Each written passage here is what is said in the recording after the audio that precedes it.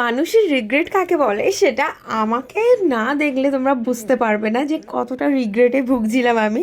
মানে last day আমি এই জুতোটা দেখে এসেছিলাম, অ্যাকচুয়ালি তখন নিতে পারিনি, শুধু কনফিউশনে ছিলাম, একা একা শপিংয়ে গেলে যা হয় বলছিলাম না, যে প্রবলেম হচ্ছিল নেব কি নেব না, না বাইরে থেকে নেব এরকম ভাবছিলাম।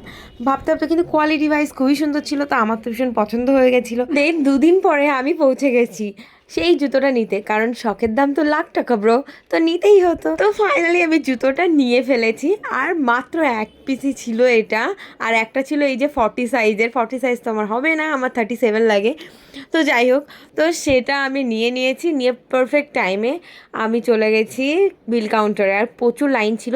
অ্যান্ড দেন দেখো 5 টাকা বাঁচানোর জন্য হলদিরামের মিষ্টির প্যাকেটে নিয়ে এসেছি।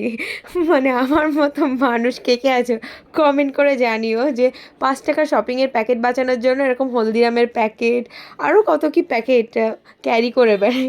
তো সবার ভিডিওটা কেমন লাগলো অবশ্যই বলো। অ্যান্ড টাটা সবাইকে, ভালো থেকো সুস্থ থেকো।